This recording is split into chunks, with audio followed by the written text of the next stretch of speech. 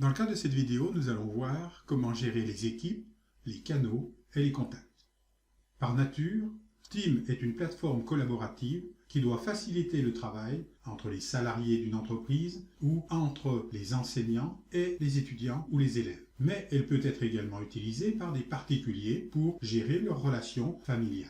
Dans le cadre du paramétrage initial, Teams crée une équipe qui s'appelle Général et qui intègre tous les salariés, tous les élèves, tous les professeurs ou tous les membres d'une famille. Il est possible de créer des sous-équipes. Elles peuvent correspondre à un service, des étudiants de première année, des étudiants de deuxième année ou un groupe A ou B ou C. Mais Teams permet également de créer des canaux. Un canal va regrouper des personnes qui ont un but commun, un projet commun ou des affinités communes. Cette organisation du personnel en équipe et en canaux va faciliter le ciblage de la communication. Une information est transmise à une équipe ou à un canal. Une réunion est organisée dans une équipe ou dans un canal. Nous allons voir à présent comment créer une équipe ou une sous-équipe. Activez l'onglet « Équipe » dans la barre d'outils à gauche, puis cliquez au bas « Rejoindre ou créer une équipe ».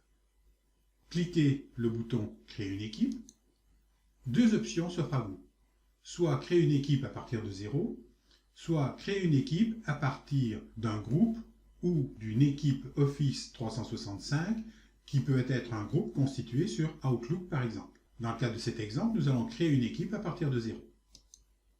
De nouveau, plusieurs options s'offrent à vous. Soit cliquez sur le bouton privé pour créer un groupe fermé, auquel cas les personnes pour y entrer devront demander l'autorisation. Soit cliquez l'option public si n'importe quel membre de l'organisation peut intégrer ou rejoindre l'équipe. Nous allons créer un groupe privé. Saisir le nom de l'équipe. Il est possible de saisir un descriptif rapide. Cliquez ensuite sur le bouton Créer.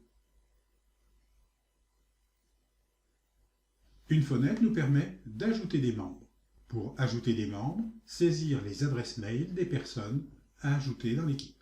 Si vous souhaitez le faire plus tard, cliquez au bas sur le bouton Ignorer. Comme vous pouvez le voir dans le volet gauche, l'équipe étudiant de première année a été ajoutée. Nous allons voir à présent comment inviter des personnes dans cette équipe. Attention, seule la personne qui a créé l'équipe, qui en est donc propriétaire ou administrateur, peut réaliser ces invitations. Cliquez au bas du volet le lien « Inviter des contacts ». Trois options. La première consiste à copier le lien qui pourra être envoyé à la personne invitée, soit dans le cadre d'un email, soit dans le cadre d'un SMS. Il est également possible d'inviter les contacts qui correspondent à des contacts Outlook par exemple. Enfin, il est possible d'envoyer un mail à des personnes pour les inviter à venir et à rejoindre le groupe. Nous allons sélectionner l'option « Inviter vos contacts ». La fenêtre affiche l'intégralité des contacts Outlook. Activez les personnes à inviter, puis cliquez le bouton « Envoyer des invitations ». Si vous souhaitez inviter des contacts par email, cliquez « Inviter des contacts », puis « Inviter par courrier », saisir l'email de la personne à inviter. Puis cliquez le bouton « Envoyer des invitations ». Cliquez ensuite sur « Fermer ». Si vous souhaitez visualiser les membres de l'équipe, cliquez dans le volet gauche l'équipe dont vous souhaitez visualiser les membres, puis en haut à droite, cliquez le bouton « Ouvrir le volet Contact ». Les contacts de l'équipe sont affichés ici. Cliquez la case de fermeture pour cacher le volet. Si vous souhaitez modifier les droits d'une personne, cliquez le bouton « Autres options de l'équipe », puis « Gérer l'équipe ». Les membres de l'équipe sont affichés. Cliquez le bouton pour afficher les membres invités. Vous pouvez voir qu'il y a d'une part le propriétaire, celui qui a créé le groupe et qui est administrateur de l'équipe. Il y a également les membres invités. Le propriétaire est celui qui va avoir tous les droits sur le groupe. Les autres sont simplement des membres.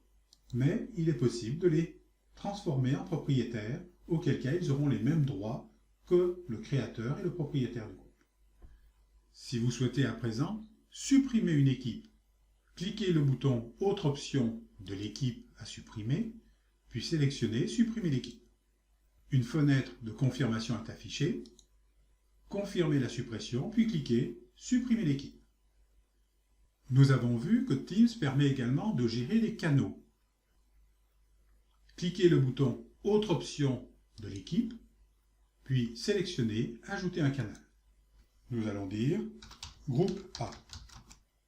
Saisir éventuellement un descriptif, paramétrer la confidentialité, standard, tout le monde y a accès, ou bien privé, c'est un groupe fermé.